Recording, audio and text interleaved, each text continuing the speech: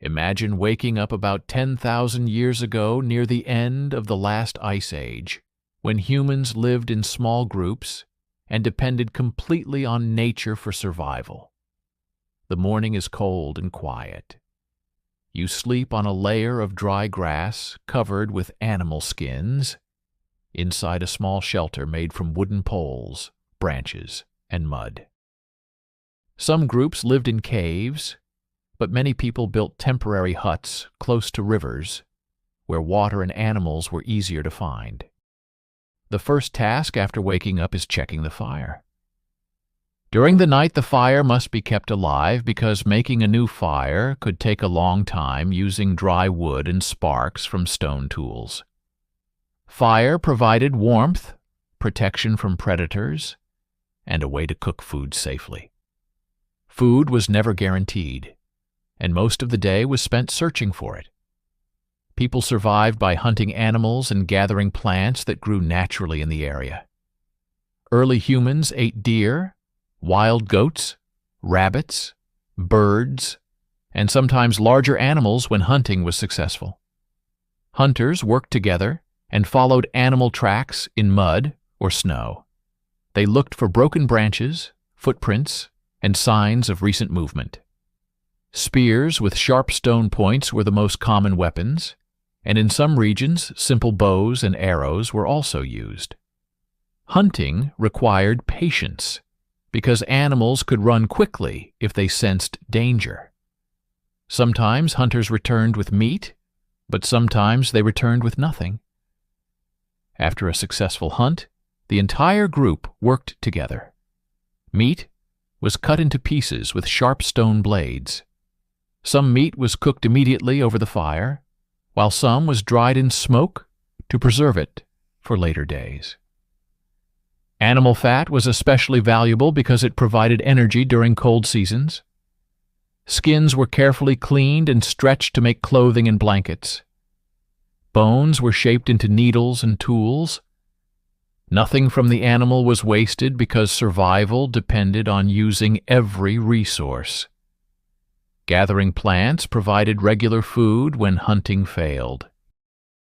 Women and children collected berries, edible leaves, mushrooms, and roots using woven baskets made from plant fibers. Nuts and seeds were important because they could be stored and eaten later.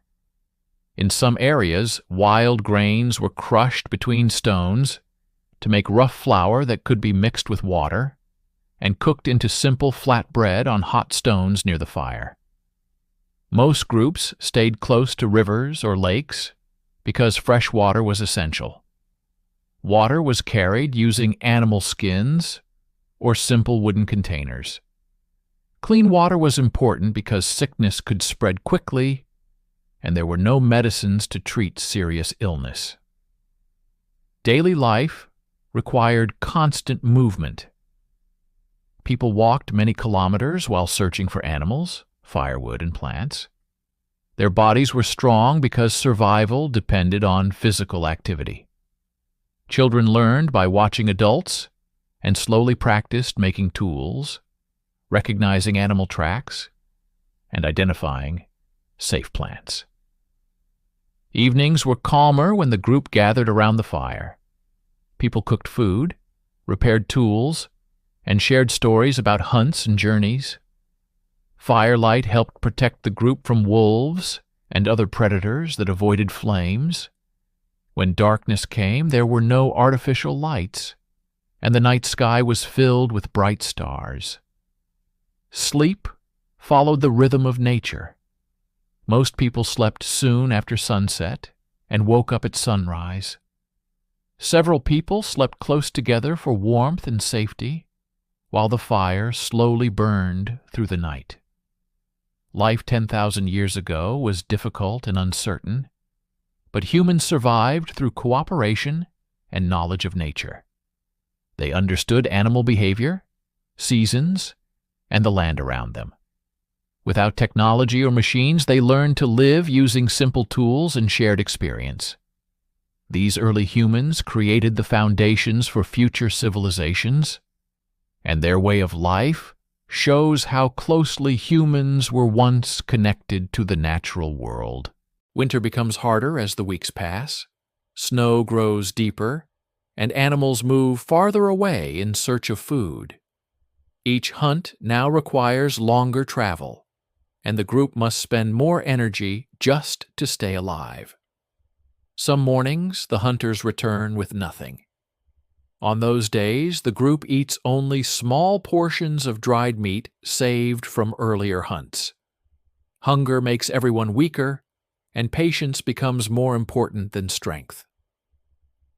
The elders remember paths and places where animals once gathered.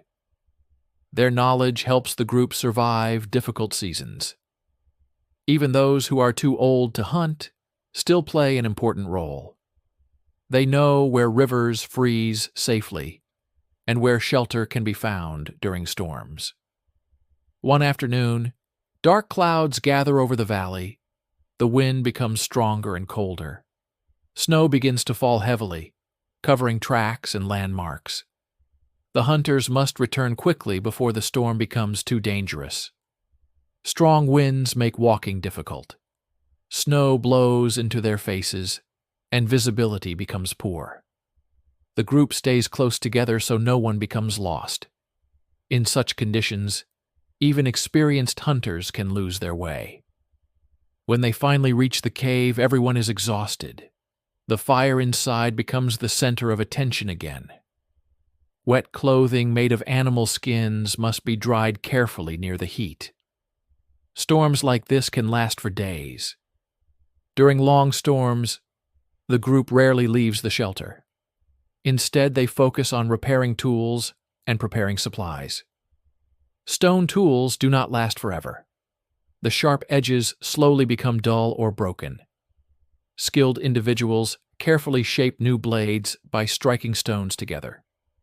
Each strike must be precise. A mistake can ruin the stone. Some stones work better than others.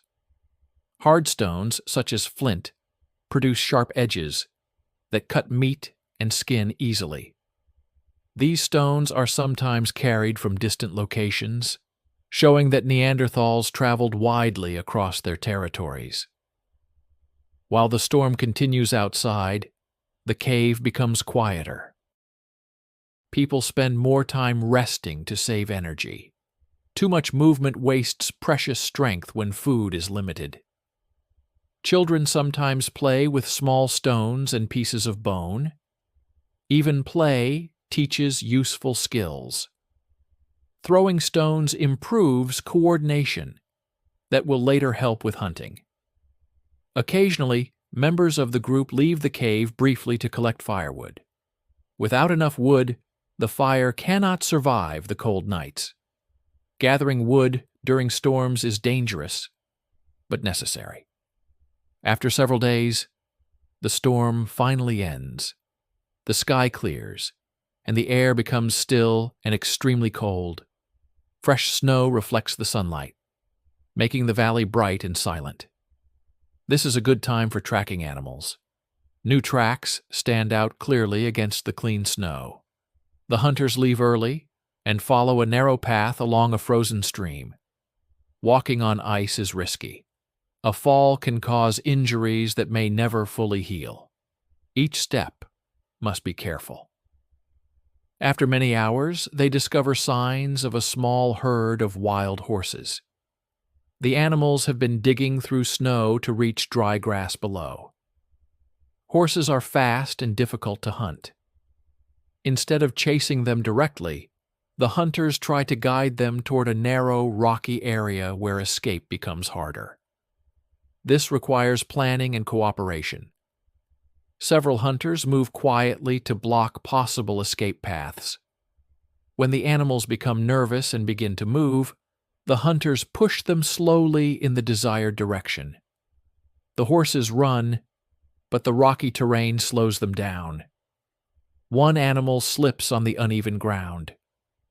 The hunters quickly approach and use their spears at close range. Close hunting is dangerous. A strong kick from a horse can break bones. But the hunters know that success means survival. the animal finally collapses. The hunters rest briefly before beginning the hard work of cutting the carcass. The body is heavy, and not all of it can be carried home. The hunters take the most valuable parts first: large muscles and fat-rich organs. They will return later if predators do not reach the remains first. Back at the cave, the group welcomes the hunters with excitement. A successful hunt means fresh meat is cooked immediately. The rest is sliced into strips and hung near the fire. Fat is precious in winter, providing vital energy. Bones are saved to craft tools and needles for sewing skins. During these days, the group rests and the injured recover. One man limps from an old wound. He cannot hunt, but maintains tools and watches the children. Evidence shows that Neanderthals cared for their wounded for years, never leaving them behind. As spring arrives, melting snow reveals the first plants. Women and elders dig for edible roots, adding nutrients to their diet. Hunters watch the horizon. Missing the migration could mean weeks of hunger. Occasionally, groups encounter one another. These rare meetings are approached with caution, allowing for the exchange of tools and ancient knowledge. Most avoid conflict, knowing that even a minor injury can be a death sentence. Changing seasons force the tribe to move. When caves are unavailable, they build huts from branches and hides. The journey is slow. The strong carry supplies and the sacred fire, glowing embers kept in bark. Losing the fire is a disaster. Evenings are spent by rivers or plains. Life follows a steady rhythm. Children grow by observing elders, learning the art of flint knapping and tracking. These skills are the difference between life and death. A Neanderthal's life is short. Disease, cold, and hunger are constant shadows. Yet elders serve as the living memory of the tribe. For thousands of years they adapted to a shifting world. But then new humans appeared with different tools. For a time, both worlds coexisted, but eventually, the Neanderthals faded. Small groups vanished one by one, leaving only stone and bone buried beneath the earth. Thousands of years later, we discover these traces. Neanderthals were intelligent survivors. They cared, shared, and endured. Their fires have long since gone cold, but their story remains. In a small way, that ancient story still lives on inside us today.